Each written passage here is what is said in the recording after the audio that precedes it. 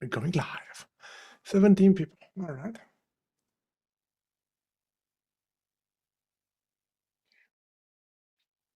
Let's see how this goes. This is a brand new topic. We're going live. 17 people. All right. Apparently, somehow YouTube already changed his policy and I'm already live. Let's see how this goes. This is a brand new topic. I'm listening to myself. So it's top of the hour. I think we should start. Okay, so here goes nothing. This is going to be fun. We can spend a day at least. Why not? You can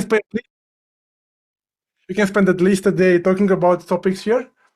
Maybe 2 days. I'll try to squeeze them in just 1 hour. This is absurd. I will not succeed, but let's see. So my name is Victor. I should present myself before we start. My name is Victor. Coding in Java for 18 years, from doing workshops, trainings for many companies. So if you want me, reach out to me. I have a lot of talks on YouTube, and I have this community for which we do these workshops, the European Software Crafters. So if you never know of us, you should hear. If you're just watching the live stream or the recording, you should join us. It's very fun. One of the largest communities in the world around writing better code, and incredibly high ratings over here. Huge people, a lot of people, and a lot of very smart people in there, which are now in the Zoom here with me, watching and listening, and yeah, good, and fighting each other, I hope, on the chat that you'll do like you always do. And I'd like to start very briefly by you telling me in the chat in Zoom, please, what is your country? Where do you come from? Where are you listening from? Let's see that first. And with that, I'm gonna try to go to the slide. So if you can use the chat, request, all right? 2 chats here, good. So, Poland, excellent. Let's see. Switzerland, Budapest, interesting. So Hungary, Switzerland, Poland, Romania, Moldova. It's a unique, distinct here. All right. So how do we start this? We will start with a simple one. If I can have this, something is wrong on my setup. Yeah, I think it's good. Yeah. Okay, Slovakia, Netherlands, France, Finland. How cool is this? Germany, Spain. Nobody. Good. So I have this terrible slide. One slide. This presentation is all about one slide. But I want to explain each of these bullets at a time. So let's first start with a very, very basic question. So the game is that you come from HTTP calls and you move to messages passed around. Ukraine. Good. So then one day you send from the producer and consumer. Now I'm using for some accidental reason the Kafka terminology. That doesn't mean that the discussion is coming necessarily for Kafka. Good. So the producer sends a message to consumer called place order, and you have to realize, we have to feel that this is technically a request. So this is literally a request that it's a request, it's a command. Many confusions happen if you don't make this distinction. Place order is a command. You ask basically someone to do something for you over a message, right? Sending it through some intermediary, okay? So place order is a command. If I want to phrase this as an event, that should be order placed. Very important to make the distinction, because in one case, you ask and you expect something to happen. In the other case, you don't. Here, you need something from the other side, but the event is just letting them know that something has happened in the past tense. Good. That's the first confusion that people fall into when they move from API call style to message passing. They conflate and they say, "Hi, we're going to call them over messages." No, you can let them know. They can subscribe to this event later if they want. Good. So this is the first simple introduction. Then, next one, duplicates. Beautiful. When using a REST, when you call an API, right, you have to deliberately retry the call for the other side to receive it twice.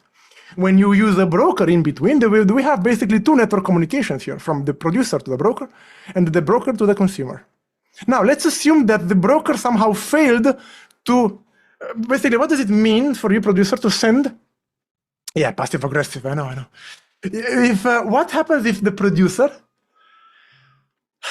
has an error from the broker? So the broker must acknowledge, must say 200, okay, I got your message, I'm going to pass it forward. But what if the broker failed? Well, the producer will retry.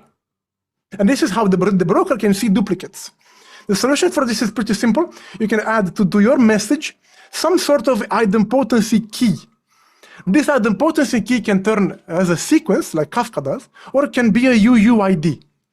But this header, if you want, or payload attribute, goes in both messages the same value, so the broker can deduplicate, can distinguish. Now, when you send a network call to a server, and you don't have, and there's an error, you don't really know if the error comes from this guy or maybe some intermediary, or even worse, maybe there is a timeout.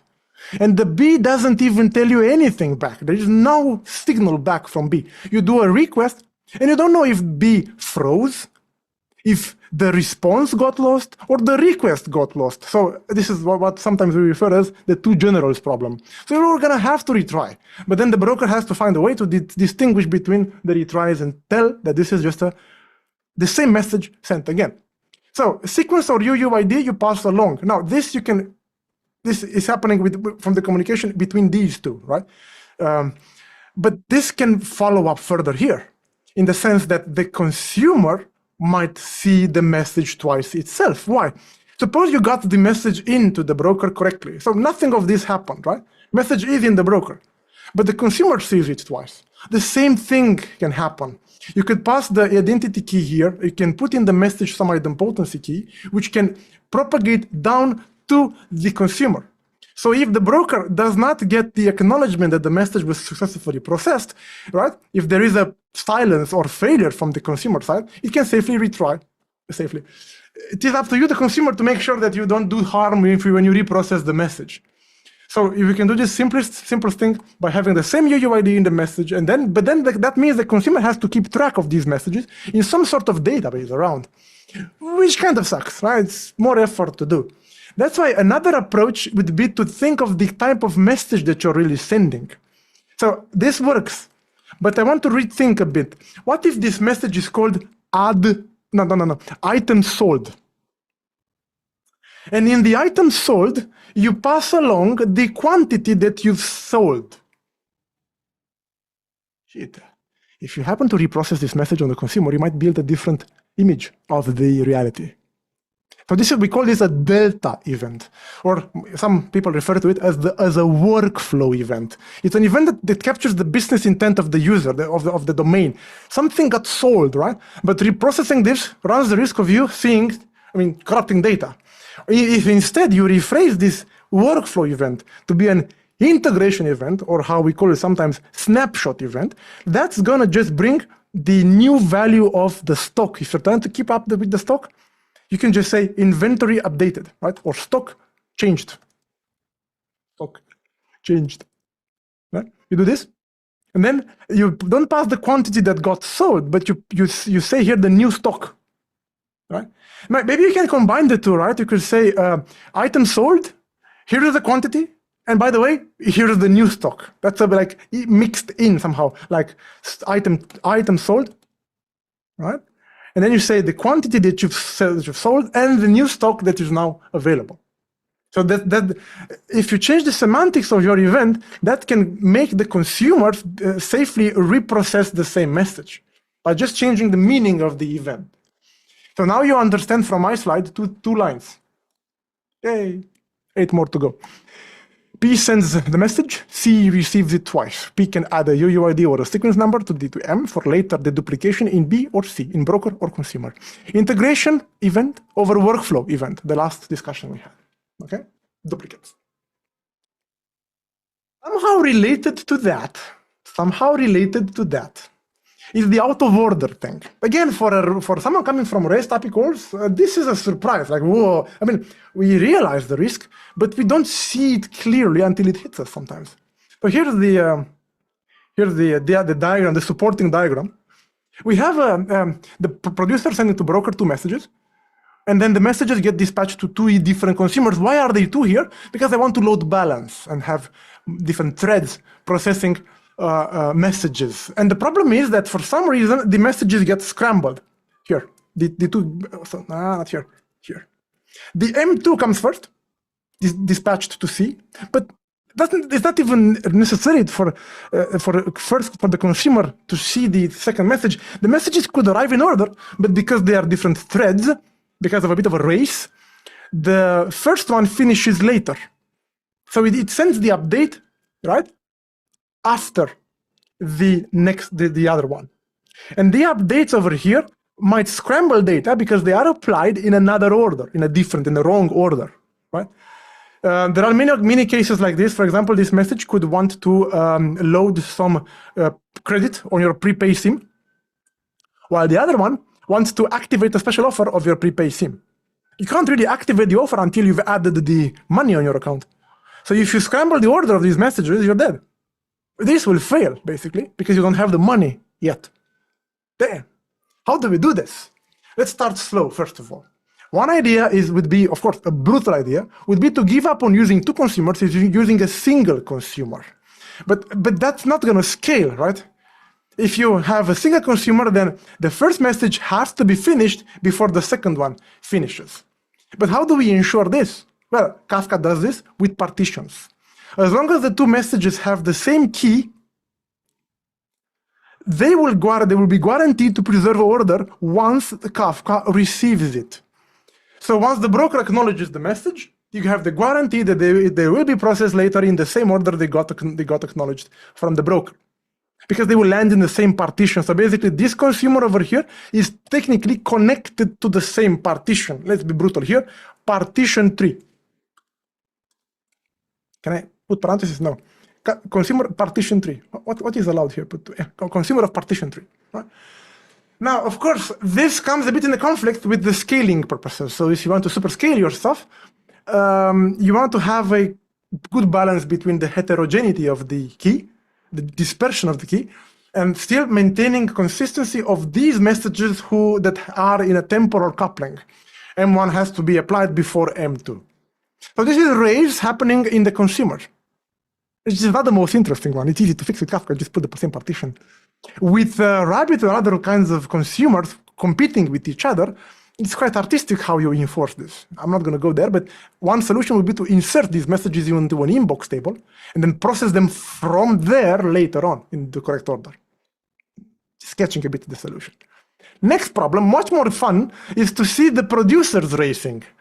So imagine there are 2 requests coming from a user, or from some users, separate users for that matter, should be separate users here. Not sure if I can change it that fast, let's try. 2 users, 2 independent users.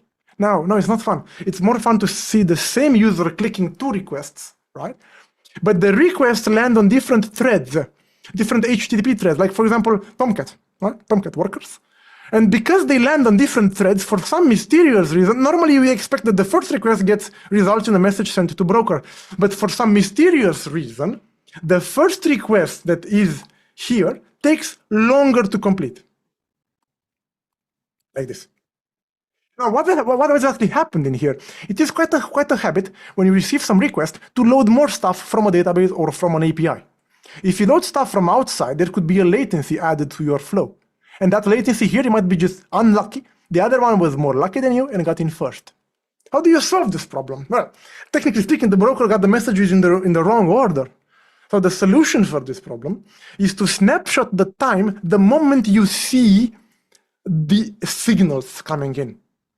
So technically, you need to capture here the observed at, and then you're going to add to the message you send here, observed at T1.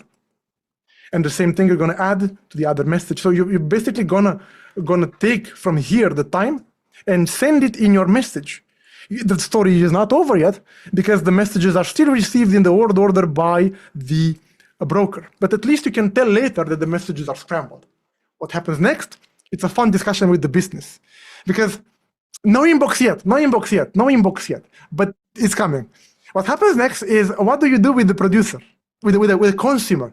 This is the producer, yes? The producer sent messages to Kafka, and there is something that you can distinguish the correct order by. So what happens next? We have to resort them. Okay, but there is a fun question. How much, when I receive a message, should I wait for the second message to arrive? Ouch. So technically, we have a situation here. You start ticking a clock and you wait for how much time? 5 seconds is enough? 10 seconds? What is the max accepted delay of the scrambled messages? And at some point, business is going to scream. Wait, you are adding delay to my processing. You slow down the processing of these events, right? So at some point, there is this force between user experience and latency and consistency, basically, because you want to resort them, right? Indeed, Damian, on the end, you could insert them in a table here, and you can select the message which is coming, which has the smallest timestamp, and you never select messages that are earlier than a certain value. The code is in this Git. I'll send it afterwards. It's a bit too contrived to it. I don't want to see code. Just diagrams is enough today. Okay. Yeah, and if you want to do this transformation along the way, you may want to use some Kafka Stream Stateful Processor. When you just store it is simple. When you need to process requests, then what? You process requests here. I don't get the comment yet. I mean, expand a bit, and basically keep this for the end. We're going to come back on this topic again. Okay. So we saw race conditions happening both in producers, right, and in consumers. Okay. One key simple thing is to make sure the messages land in the same partition, but then you add the observed at in the message you sent from the producer to allow later resequencing within a given time window. Yeah? Not important to have the same key. Same key will be the same partition, of course, but I think it's the partition decider function. Yeah, you can customize how you land what message, but as long as you send messages that are temporally coupled with the same key to Kafka, Kafka broker is going to ensure that they are processed in the same order. Right? Race bugs comes next. Race bugs due to concurrency. So here we have two consumers racing. This is an old story, right? You receive one signal to change this ID 7 to update it with A information, and then you receive to update the same 7 but with another information. What you can do if you run in parallel is to end up loading the same entity in two different threads, change it in both places, and push it back. Now, this problem is simple to fix. It's a classic problem. You should be familiar with this from your REST experience, your API development experience. It's very easy. You just have to make sure that the record that comes in carries, it's called optimistic locking. You have to make sure it brings in the version. So suppose that you read from the database and you read version 4. When you try to write here version 4 over, at this position over here, I think it's called H note over DB. Okay. Now the record in the database has version 5. So when you try to update again with version 4 here, this is going to crash with optimistic locking. So you're going to just have to retry the message. You could actually survive. But there is another solution much more preferable for Kafka, which is to make sure that the two messages land in the same partition. So technically, there should not be two consumers involved, but a single one. As long as you have the same partition key. I'm trying to make also Kafka and Rabbit and ActiveMQ in the same. It's tricky. I'm not sure if I'm able to. Right? But basically, Kafka, to come to it again, will guarantee that the messages that you send to one partition are going to be consumed in a single thread by the consumer in the same order they were received by the broker. And that frees a lot of brains for us. How to call this? Producers can also race, but in a darker way somehow. You see, when you send a message to someone over the broker, over the hills and far away, one key benefit, one key philosophy you need to adopt if you move message-based is to accept the fact that the recipient, the other side, might not be there at this point. So it gains you temporal decoupling or operational decoupling. This might be off. C might not be there at all. No C, down, dead. However, out of our bad habits or out of accidents, we sometimes assume that once we send the message, it's going to be processed in a certain while. We make expectations in the producer about when the message is going to get consumed and processed. Well, again, this can be completely wrong because the consumer might actually be offline right now. But we might, us, or even worse, someone else, might assume that the message got consumed in a while. So, and they might do get to the consumer. Well, this is wrong because the producing did not help yet, did not work, did not happen yet, right? Message maybe get dispatched just after that. So what is the correct solution for this? That someone that wants to call them, the C, needs to listen for an event that comes from them. So the consumer now is going to have to emit an event saying done. Message, yes? Message. If you want to suggest, I'm not making this distinction, but it's a message, right? Message. And then only then they can call the consumer. Of course, there could be some temporal constraints. That so basically, C must have, could be a case in which you necessarily must have processed this within 5 minutes, right? But that's another story. In terms of accidents and pitfalls, we might assume the message got processed too early, right? So only when it's done is going to send the event, you listen, and you know you can call it. Okay? Somehow a variant of this, I should put the slide also here. C processes 2 messages, updating the entity in parallel with 2 consumers, optimistic locking, sequential partitions. P sends the message, and after a while, someone assumes the message got processed, correct? To chain an event back to know it's done. Good. Next, request reply. Some people will tell you that this is wrong, that you should not do request reply interaction over message passing, but all the banks I know do it. That have at least an ESB in the center to operationally decouple their different departments from one another. So loan approval might be down, but the risk department could be up. It shouldn't depend on them being available, right? So there's this boundary of decoupling. So you might want to request something to have happened to perform there. The first problem is how, you might be sending multiple messages, right, in parallel. How do you distinguish when you receive back the reply message, because you want to do some after work with some data that got out. Perhaps you want to use the ID that was generated or some other data that got produced in the call, because that's a call in disguise, right? You're sending and receiving, but the first problem you run into is how do you know what message should you receive? Because you send multiple messages here, you get multiple replies there. How do you know which is which? Multi-threading, right? Speaking. So the solution here is very simple. You just add to your message something called the correlation ID. You generate it here at the beginning, you send it, and when they come back to you with your reply, they need to copy the correlation ID into the reply message. Done. Yay!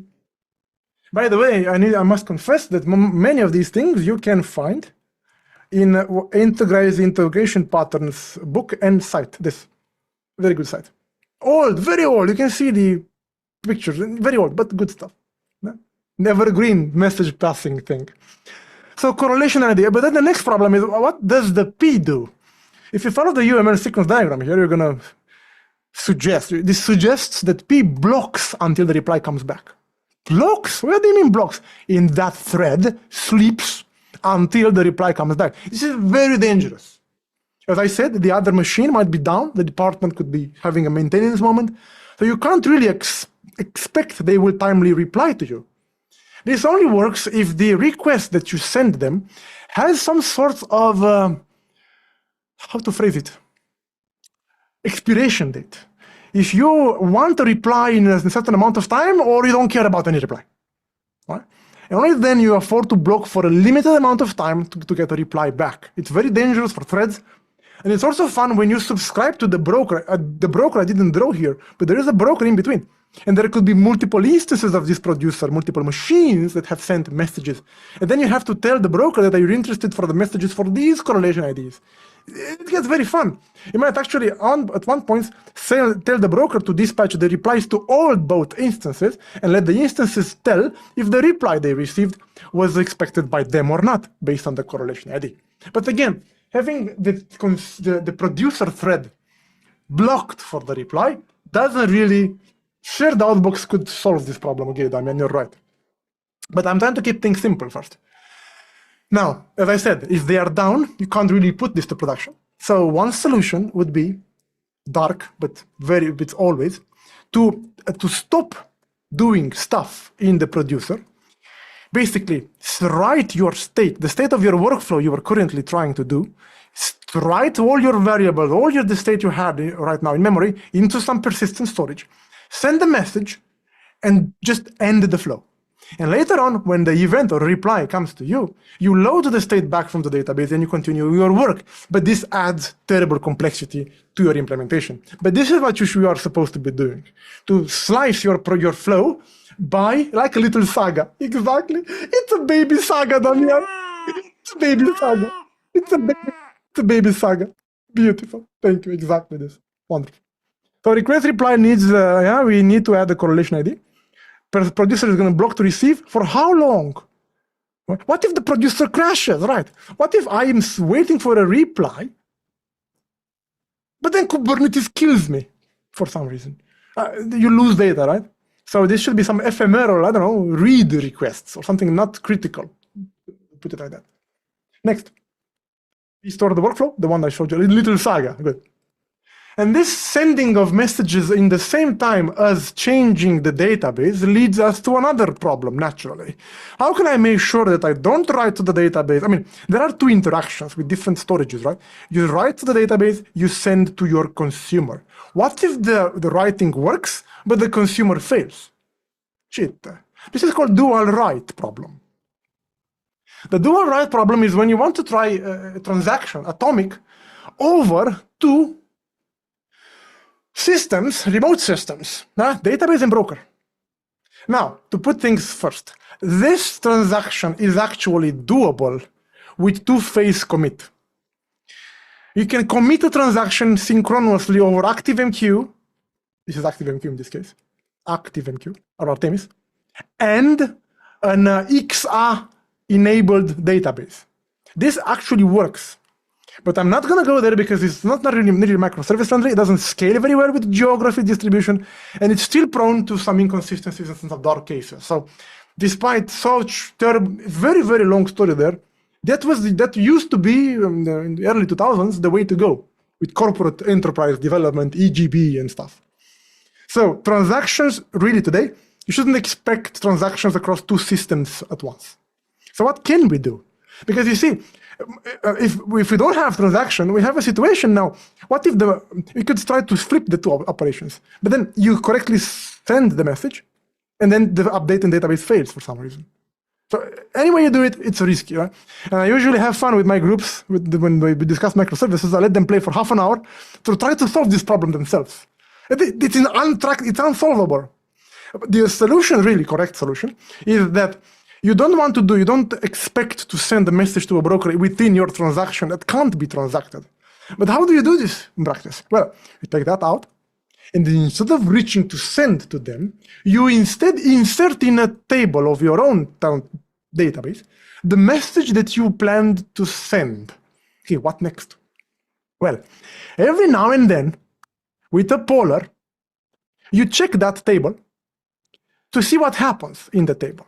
Is there any new message in there? If there is, you reach to the broker and you send the message. And after that, you delete or somehow mark the message to have been correctly sent. Of course, when you see this, you immediately say, what if the broker fails to acknowledge? And what happens in that case? Well, that's why we call it a poller. It's going to retry this over and over and over again until it succeeds. Okay? So technically, the message will not get sent, will not get deleted. Right? And then later on, the poller is going to tick again. This time it goes through. And then you say, done, I should delete from the database. But of course, back to the two general problems, you can have here duplicates sent. So that's how we started with the duplicates. You might have a way to distinguish. If this is the producer and this is Kafka, you could use either pointed true flag. Transactional outbox table. That's the pattern we are looking at here. Okay. When you want to atomically send and write to your database. Now, another more fancy way to do the same thing is using change data capture.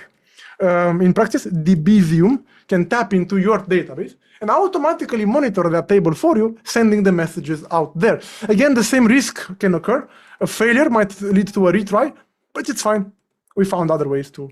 So basically, you accept the inconsistency and you replace this dream with just retrying in the background, basically. Okay, put it very simply. If you read books and articles, it seems to be so complicated. It is not. Just a freaking retry, right? But done out of band somehow. The same consistency problem happens when you receive the message also. You receive a message M, and then you want to process the message. But then you write some updates to your database, and you have to acknowledge the message to the broker, so the broker knows the message is complete, and you can just delete it if it's ActiveMQ or Rabbit, or just advance your consumer offset if you're Kafka. But the problem is, what if Kafka goes down, or there's a crash, just a plain crash? I need here, I think hash note, it's hard to write, over consumer, crash. If I say a crash there, I never do this, right? So the broker doesn't know the message got consumed correctly, and it will dispatch the message again later, duplicated. And we might end up doing the updates again, right? Of course, you remember the receiving duplicate messages, we discussed that, and we said that you could make the message carry some idempotent semantics, okay? Or simply, there is another fun solution here. I want to sketch this. If you're Kafka, there is a very fun way. Instead of acknowledging to the broker, you can write your consumer offset to the database and commit it to your database. So then now if you don't talk back to the broker. So you have two things committed at once. If this crashes and restores, it will see in the database the last consumer offset. It's going to ask the broker to give events after that consumer index. It's a very, very sexy solution to the problem that otherwise is going to lead you to using an inbox table. Those of you not using Kafka, one solution would be to just separate this transaction in two, basically. Have one transaction finishing with just inserting into the outbox and then acknowledging the message back to the broker. Therefore, don't do any risky processing business logic in there. You just store the message in an inbox. And then with the polar, you select from the database what am I doing wrong? You select from the database the data, and you do in a transaction, I'm not sure if I can switch it that fast. It's the first time I tried this kind of presentation. Plant UML for the win. Select it, you do the processing. Yeah, I think I can. Done. So now we have, you can see, a polar who's going to check the inbox if it's something new and act on it, right? Yeah, transactional outbox table, externalized application event that you can send through Kafka or database. Very good, Emmanuel. Have you used it in production, Emmanuel, by the way? Tell me, there's a lag. I want to talk to you if you've deployed in production. Emmanuel, email me. Email me. I want to tell you. I want to ask you something. Good. So, dual. I don't think you told me that when we met. Anyway, dual message. Good. Dual message. And this happens when you really embrace messaging very, very, very intimately. If it's you and message, fire.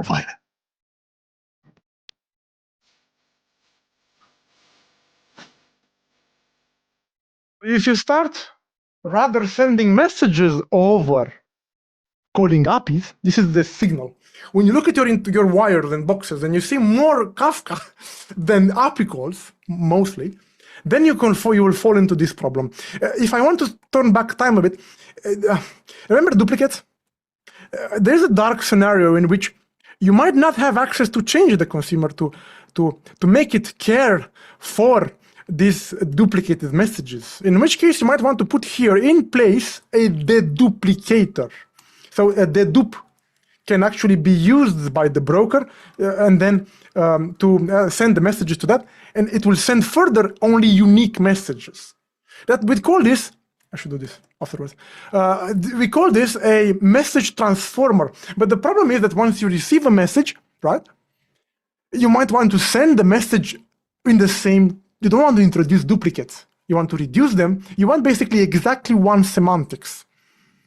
Now, many people don't know, Kafka has them. The freaking transactional in Spring works. If you want to acknowledge a message back to the broker, and basically what do you mean by consuming?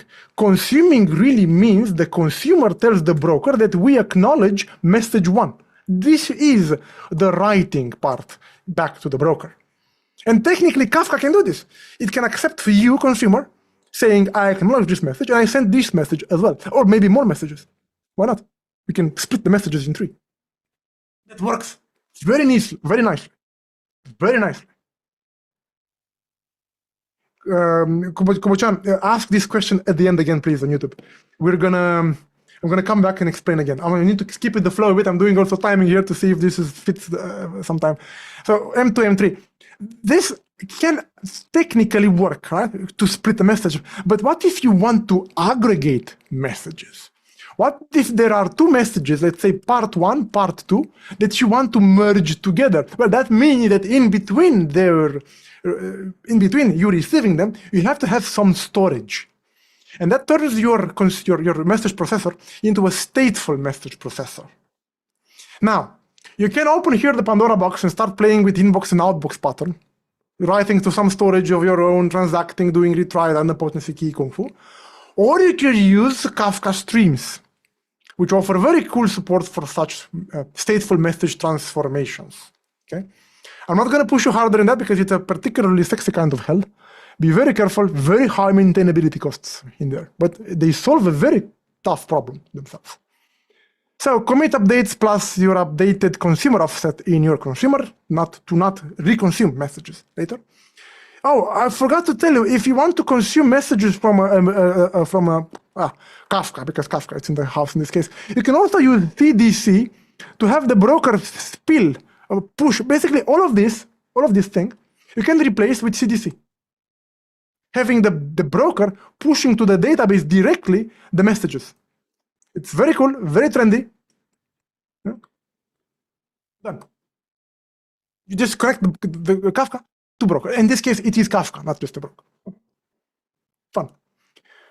Okay, I think I crossed all these things here. Next one. Consumer errors. Muhaha.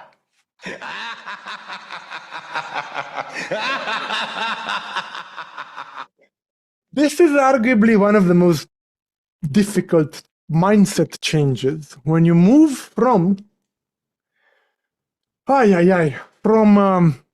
REST-based, request-based to message passing. Now, when you have a client in front of you waiting for your HTTP response back, you, the endpoint, the server, if you have any kind of error, first intent would be to throw the error in the head of your user. Done. They are waiting for you anyway, right? So that you can take advantage and just push back the error and you let them handle. When you switch to asynchronous message processing, you simply can't do this, right? You simply can't really do this anymore because the sender might not be there anymore, right? Maybe let's call it producer. The producer is not there anymore, he's gone, right? And really, this is a very tough mindset change. So what can you do in the catch block? This is basically catch of error, right? Catch error. I'm gonna post this on the group, the link to this Git with all the, if you need them, and the slide that I showed you also. This thing, by the way, one very fun idea that I want you to use. I just finished a workshop today, and at the end, I just took one of my heaviest slides that I had, and I gave it to ChatGPT, asking to explain the points inside. And then I liked number 3, and I asked it to elaborate, and it told me more. Very good idea. 2, just make a snapshot, make a screenshot of this slide, which I will show you at the end. This. Ask ChatGPT about every point to elaborate and to give you links where to read more. These are the main pitfalls I've seen in production systems, right? Use this summary, right? Expand on it. This first simple solution, the simplest solution you can imagine to handling an error when processing a message is just to say, what error? Error. I don't care about the error. Right? We can just ignore it.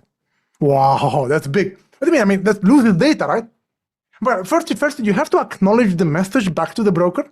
So the message is marked as consumed, right? But then you just can ignore the message. This only makes sense if you have like messages, recurring messages coming to you in a row. If they come at regular intervals, bringing in more stock updates or temperature sensor readings, or quotations for some stock trade tokens. I don't know. If they come in regular intervals, you might ignore them, but I have to ask, how many can you safely ignore until you call support? And for how long? I mean, what is the last update that will scare you? Is it okay to have last processed update 5 seconds? Is it okay to have it 5 months? So you need to consider, okay, I'm dumping down errors. Okay, fun. But at least metric them. So one idea, instead of just ignoring them, is to say like meter.counter.increment. It doesn't work, it doesn't compile, but you get the point. You report this, hey, right? And maybe you have a gauge that shows which is the last update, the last successfully processed. So you see, you can have a gauge which monitors on last processed time. If you don't know what gauge is, search micrometer gauge. Okay, that's the first idea. You can just ignore the message. Another fun moment in Kafka happens when people leave the defaults, and there is a message which is unparsable. You expected the Avro, but JSON came. In a desperate situation, I had heard 3 teams reporting this situation. The consumer might keep retrying ad infinitum, blocking the partition forever. Right? So as a fun experiment for tomorrow is Friday, perfect. Send the JSON instead of Avro to see what happens. In production, not production, or otherwise. Right? See what happens. Is it okay? What is the behavior? Right? I had desperate cases in production because we didn't see that. So make sure that the messages are retried a finite number of times.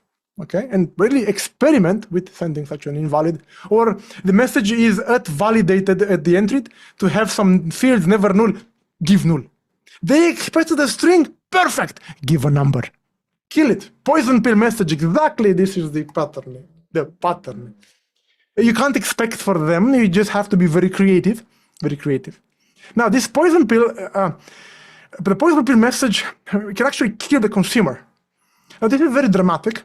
One example I had, several examples I had, were about, besides the infinite retry, was about the message causing an out of memory when the consumer tried to load all the memory it required to process that message.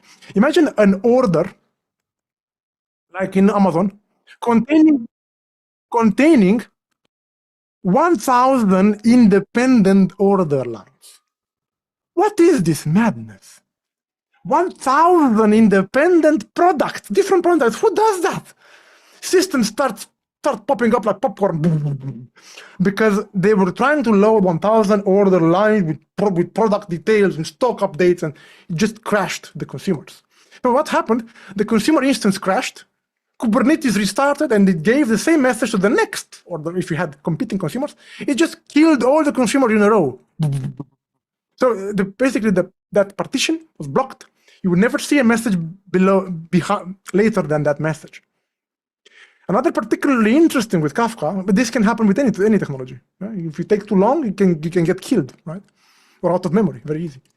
Another fun moment is when the processing of the message takes so long that the consumer does not send the heartbeat in time to the broker, that the broker declares the consumer instance dead and reassigns the partition to another consumer, sending the same bomb, the same poison pill to another instance. Fun moments.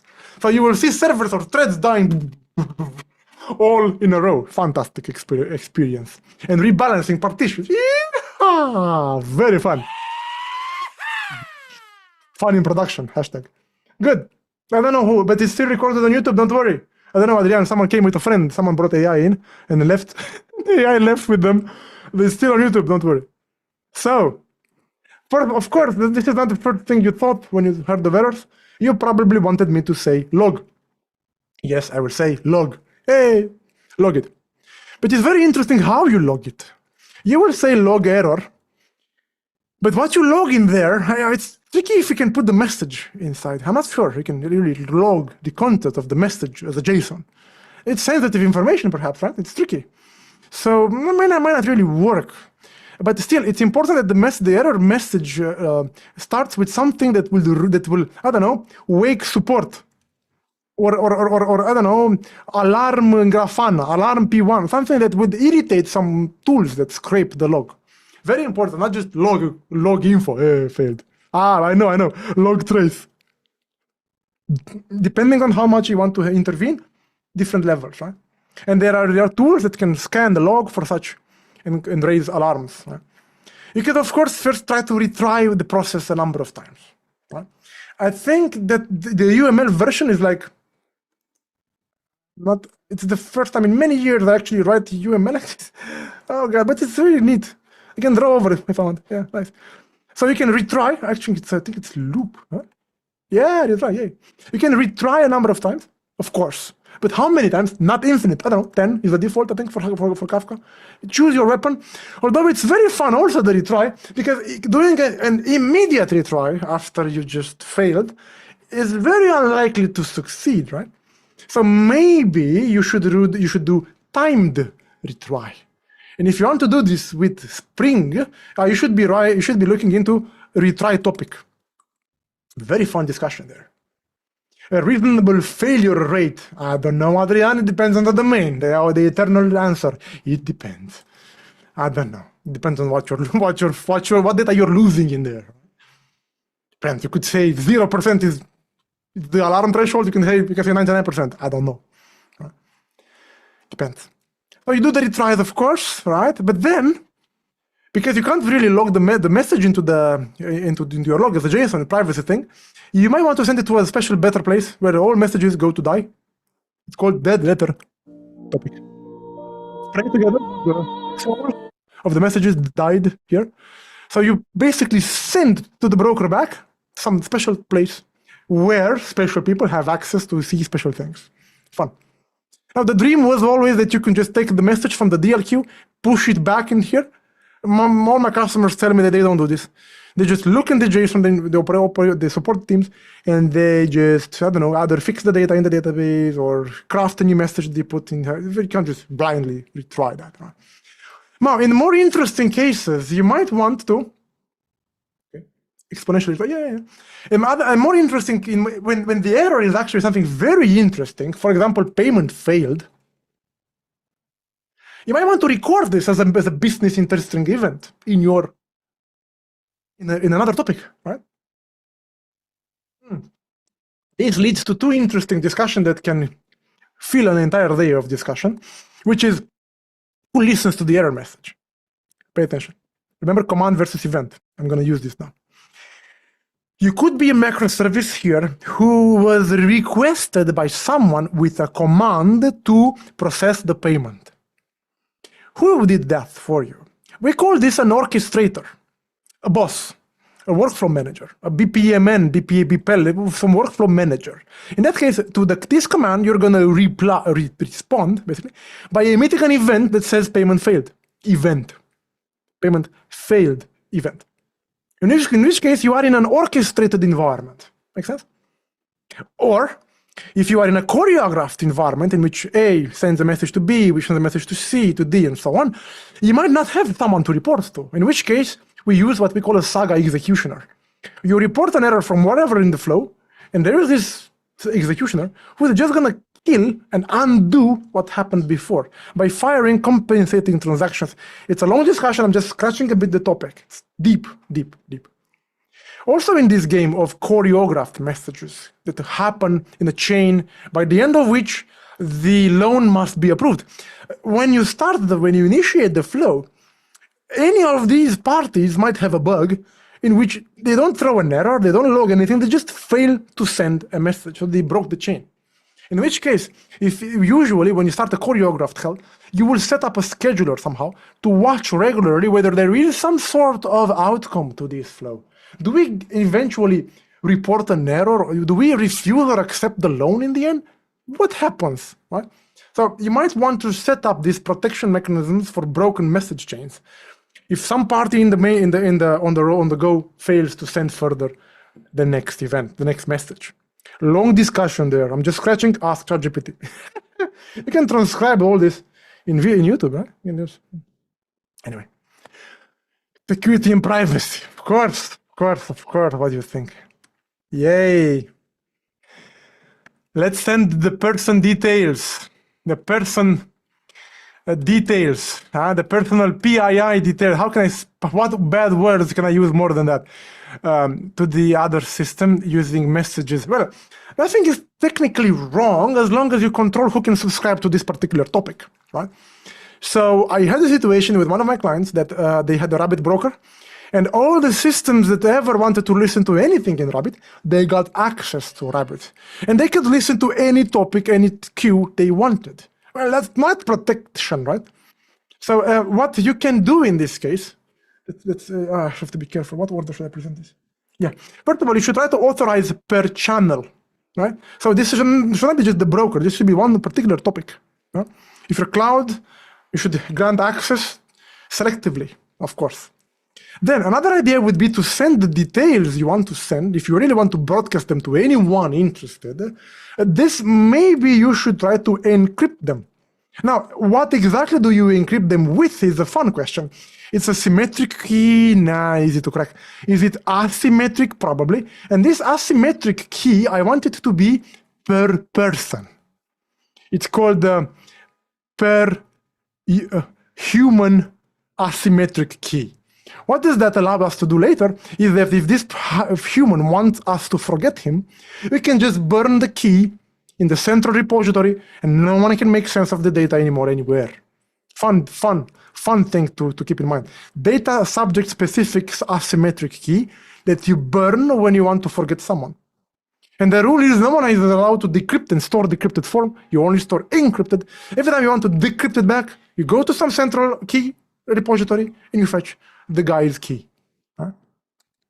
This is fun, but complex sometimes. And there is a simpler solution, I could say, that you need to consider also. The idea to send instead of the person, just the person ID. And then let the consumer call back to the producer issuing a GET for the person with the ID they just received, right? Which is fun, a quite interesting idea. We call this the claim check pattern. We just send them a token, which they can use to unlock the data. And of course, we will authorize what we give to who we give, right? Of course, nothing stops them to store the data we return. So we still have to be careful how we store data at rest. And actually, based on this, I heard someone told me sometimes once that we saw people using this pattern and storing the decrypted form that we returned in their own database, and that became a pattern. So P was inserting into their own database, it was inserting the person data. And that's a problem, right? And what we ended up doing is instead publishing the information of the person to a compact, shared public topic, and then telling everyone that they don't have to store in the database, they can just query the topic, central topic. Okay, and what happened if you want to remove someone from there? It's very simple. We just let the entry expire. That's a bit more contrived. I should remove this, really. I don't like this. It's too complicated. I only heard it once, so it's not really a pattern. So they were relying on the retention period of Kafka as a default cleanup mechanism, right? The simple one next. Tracing, beautiful. The most important neglected topic in distributed systems. Yeah, everyone forgets about this. Tracing, we'll do later. So then you call a method, you are called for someone else. And most teams I see using microservices or serious, larger distributed systems, they do have some tracing in place. So there is a header coming to you, carrying some tracing. But then when you send a message, the trace is killed somehow. It's not propagated. It's very easy code to actually send it further. This. You just take it from some thread local thing, and you add it to some headers of the record you send.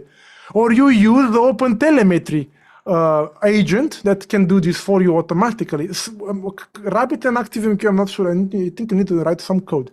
But you just push it in a header in the message that you send automatically for all the messages you ever send. So this thing is going to propagate to the next system in the chain.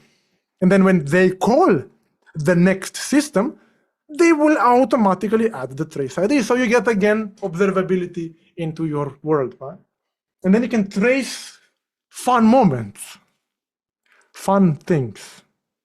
For example, message storm.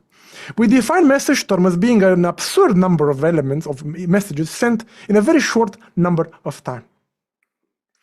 Should we trace processes started by schedule? Yes.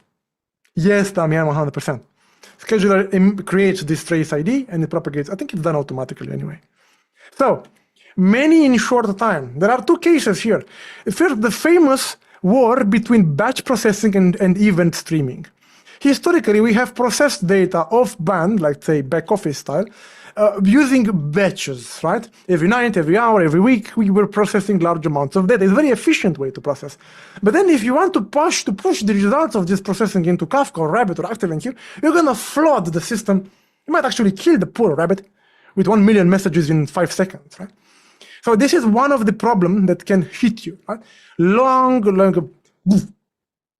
One idea here is to just spread the publishing over a while, like so the producer to put to sleep and spread a bit. Not really. In Kafka, don't do this, but if it's Rabbit or ActiveMQ, you might want to protect the message infrastructure from a spike of messages. Another fun moment in life I've heard recently is the infinite event loop. This is really cool.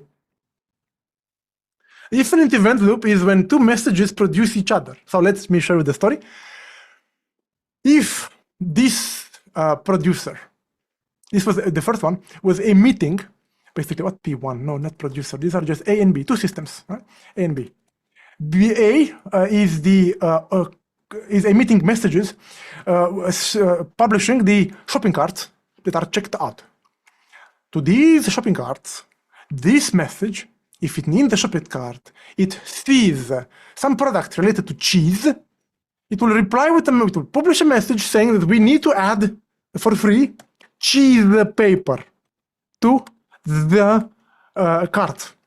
The message gets to the first system, who says, "Oh, I have to add an item to the cart." Perfect, and it adds the cheese paper to the cart. Good. Everything worked perfectly until one day, in which when someone decided that cheese paper should have the category cheese. So what the second system was doing here was checking if there's any cheese-related products. And if there were, saying we need to give him cheese paper. When this change request was deployed, cheese paper triggered more cheese paper, more cheese paper, more cheese paper. The whole Kafka broker fell down. Hours of downtime for one of my top clients. Fun moment. The whole broker, so now not a topic or a server, everything, the most resilient infrastructural component in their life fell down because of a simple bug. Solutions to that are hard to find. For example, you can have a quota or throttling for the producers. Or maybe, based on the trace IDs, you will find that the same trace produced the same message again and again and again. And at some point, you could, but it's hard to really block this. Yes, spooky, very dark. Very dark. And message schema, I think it fell out. Why not? Let's do it. 3 minutes. When you come from REST, you as a server are concerned with changing your client and having creating breaking changes in your responses or requests, basically expecting different things. So you are concerned of not killing your consumers, your clients, let's call them. When you move to an event-based ecosystem, of a message-based. The message can be of two types, right? Commands or events. If we're talking about a command, if you deploy a new command processor, you might still get to see an old producer sending you old form of messages. So you will get to see old requests coming from old clients. I will call them clients, or they are sending messages, but they are lagging behind. They will send you the request like they used to send it yesterday, but you deployed your newer consumer of those messages. You see my point? So the command can be old because you have an old client that did not migrate yet, and they don't want to migrate. So you need to be backwards compatible for that old data. If you play events, with events, we sometimes do something very fun. We replay history. And when you see then you get to see old events, old messages that were published months ago, weeks ago. And if you want to revisit, technically speaking, if you speak dirty, resetting consumer offsets back in the past in Kafka, you're going to get to see old form of messages. And you have to be resilient to those as well. Okay? This is like backwards compatibility. What forwards compatibility means is that if you are V2, you need to be able to ingest V3 messages. Why would that happen? Perhaps you have a producer which basically, right? This is basically the norm for events. Why? In event-driven architectures, the producers are going to change. You have many consumers, right? And the consumers in place are going to stay put, ingesting, receiving now newer messages with new format. So it's very common to see a consumer V2 listening to an event sent by a producer V3, which is newer form. If you do JSON messages, other messages, you don't have any problem with this. JSON can bring in extra fields in the event. It will still be able to parse as long as you have the proper setting. By default, it can ignore the unknown properties, right?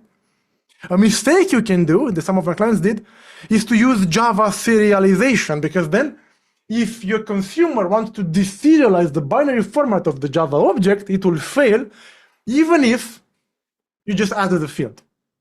So you have to be careful, and it changes a bit the perspective. If you are a command processor, you might be requested by an older client.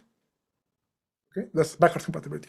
If you revisit events, that means you revisit history, it means you look back, you see old stuff. And if you are a listener for an event, you will get to see events fired by newer producers. You see, other consumers besides you, other applications that listen to the same event, have upgraded. You didn't. So what? You should still be able to process. And my request to you is to have automated compatibility tests in your pipeline. You can't really protect against the future, but you can protect. I mean, you can in a sense, but you can protect against the past. So here's what I have. I have this dream.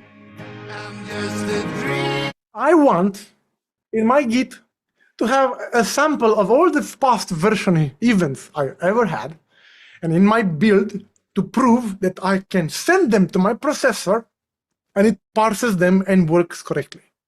So I want to be sure that the number of versions that I pretend to support in the past, I really do support. I don't crash when I ingest, okay?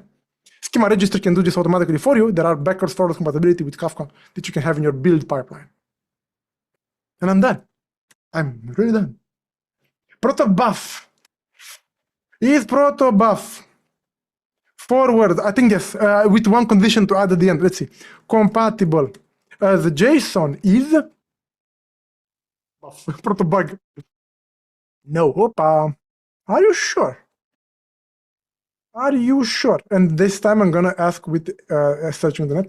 Forward compatibility, yes, and backward, okay. Text-based self-describing, protobuf binary, but there is a way.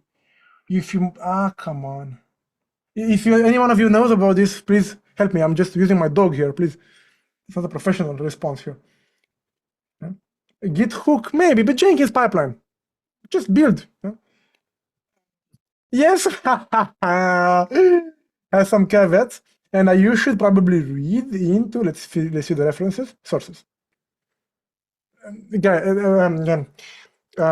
Adrian, this is embarrassing. This is not a professional answer, but it seems that it is. And if you want to read what my dog, but this is a trained dog, I'm using it and it has some background with me, so it doesn't bullshit me too much. I've educated this dog. You could read into this little chat link in the chat, if that helps. Wow, I am actually done. I can't believe this. Long madness. You should not, Chris, you should not do this in your presentations. Have one slide for the entire talk. Don't do this. Please, I beg you, spread it out like I will. If I get this accepted to some conferences, this is not how you do presentations. But I'm still brainstorming myself. I now want you to vote, guys. I'm really serious, both of you, YouTube and Zoom. Can you tell me the top 3 interesting ones by number from 1 to 9? This one is 0 at the top and this one is 10 at the end. Which are the top 3 interesting ones that you must necessarily talk about? The top interesting ones, which were they? And I'm going to wait you to think because it's tricky. And this way you can also revisit them a bit. So, duplicates, scrambled order, race, consumer, producer, request reply, All right. How do you do that? Saga, I mean, not Saga, write into the database, stuff like that.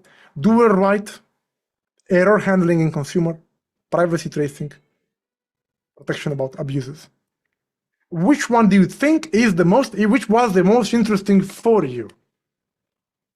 I will do statistics on you, so help me here. I want to see which I need to include necessarily. 3 and 6. 3, raise bugs, hard to for every time. And consumer errors, we tend to forget. Oh my God, and you can also look for yourselves in the answers. Excellent. So just the numbers, 1, 2, 3, 4, or 1, 2. I'm gonna save this chat and I'm gonna make statistics of it. Thank you very much. Honorable mention 3. Thank you for playing. Thank you for being my experiment lot cohort. Thank you. All right. Each one of them deserves much more discussion. So I'm still around for, I don't know, several more minutes. If you want to elaborate on any of them, or if you want to add another honorable mention, something of your own experience. If you want, I'll be here until I don't know, there's a silence of 1 minute. So any question, any idea, thought? If you are experienced, you can actually speak if you want. Links. Use ChatGPT. I can't really give you the whole slide deck. It's too large and it's confusing. I'm gonna put some links. In the community, I'm gonna add some links. Give you a little slide deck with, and you just look through it, through all the links you can, and ask ChatGPT for links. It's really good at this. So, Emmanuel has a question. When I move, so we pause it, we reset it, and we pause it again, and then I'm gonna have this question in chat in the text so that you can all read it. It's better here. So, when we move a message to DLQ and acknowledge it, what do we do? Bravo! What do we do with future messages that will no longer make sense? Basically, temporally coupled. Bravo. Very good. This is a question that comes as in event sourcing. This is a question that is very, very cool. Exactly. Now, what you do in this case, freeze that account aggregate. What you do in this case, you set account equal frozen in the database and send to DLQ all future messages. You see my point? You can't freeze the whole partition in Kafka, but you can say anything I see for this guy, out, because I don't want to take chances to risk. Good question. Temporally coupled messages that are sent to DLQ, what happens with their follow-up? Bravo. Wonderful question. Wonderful, of course. So next, this is A and Q. You see what? So guys, come up with your question. This is the moment. Not only tracing. Okay, no. There is one company with strong rules. They don't make consumer tests. Strong rules. They just forward compatibility. They do just forward compatibility.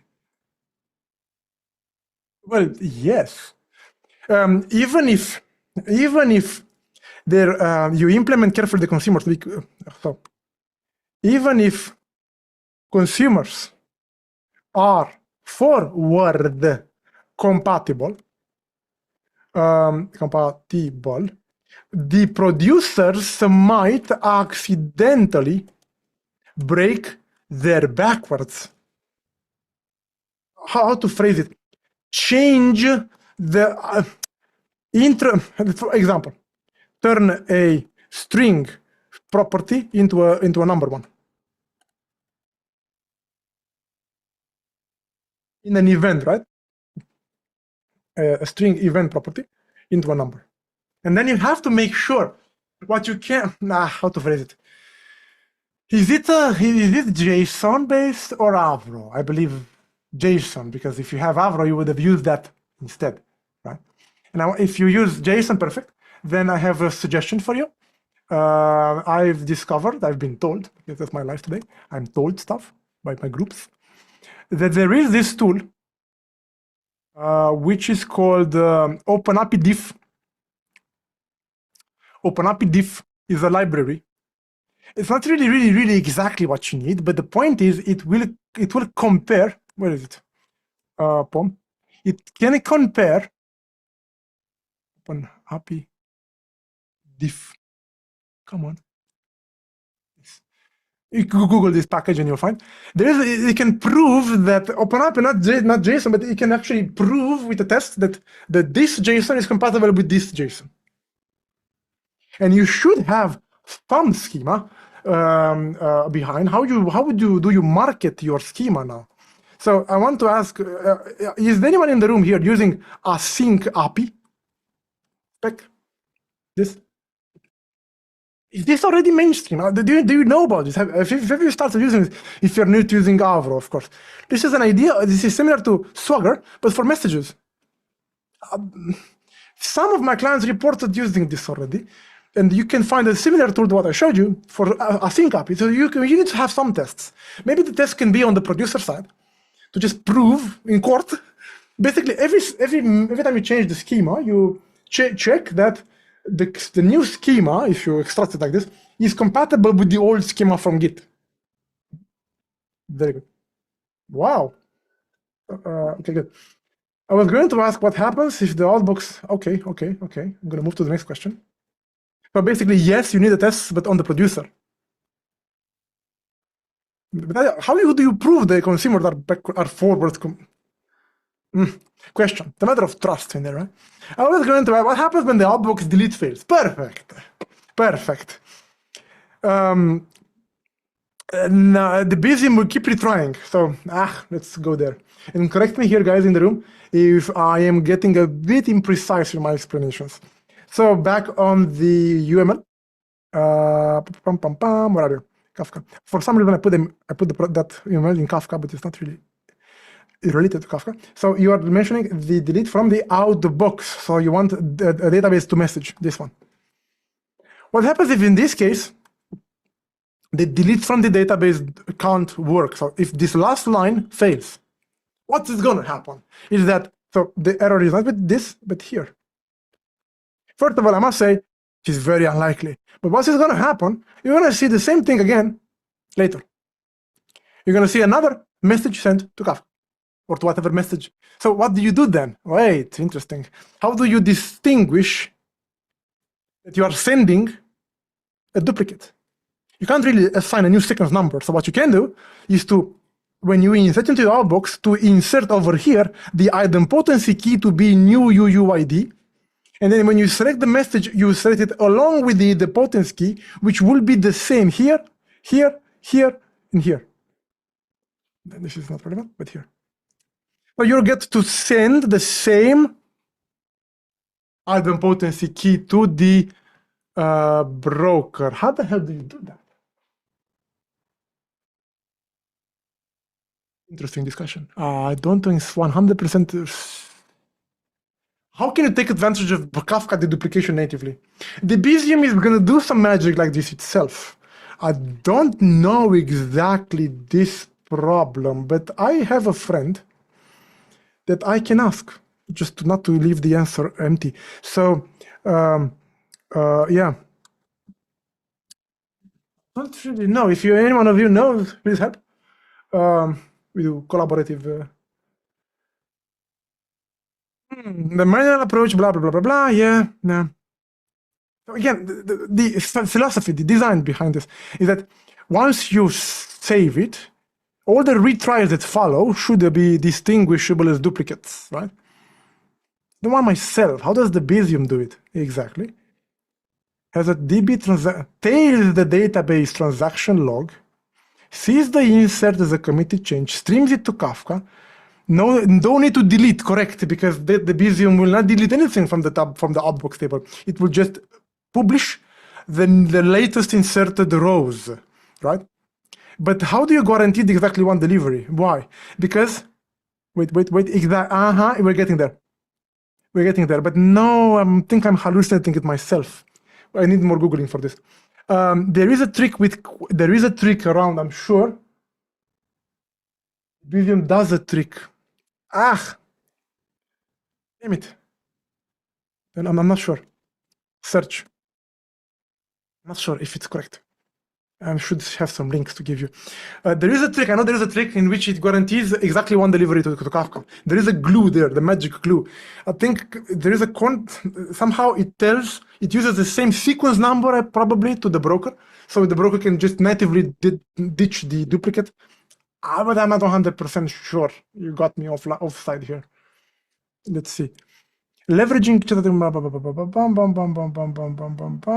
and how exactly? Unique event identifiers. Okay, so it's not clear yet.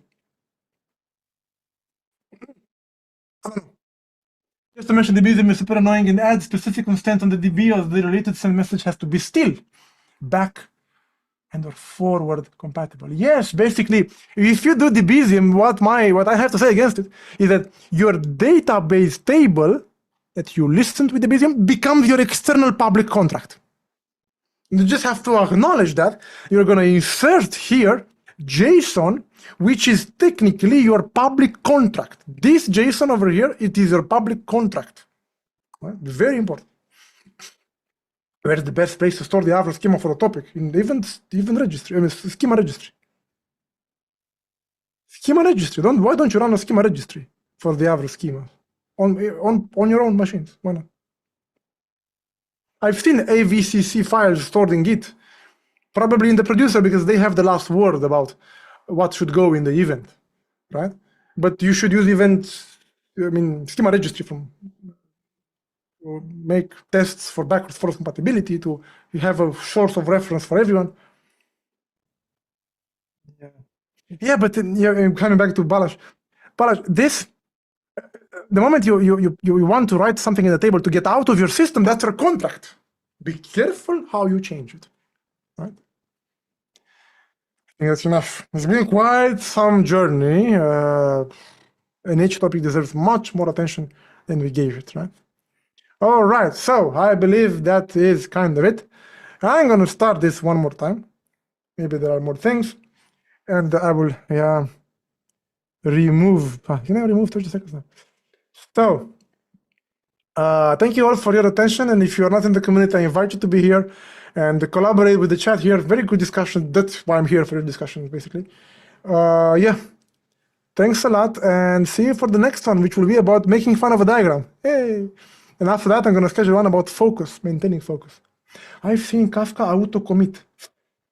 Yes, of course, of course. Let's see. Let's one more time. Freeze. Don't go. No, go. Really, go. I'm curious what you say. Kafka auto commit. So you're back in the game in which, when we have an error. Let's see. Let's read that through.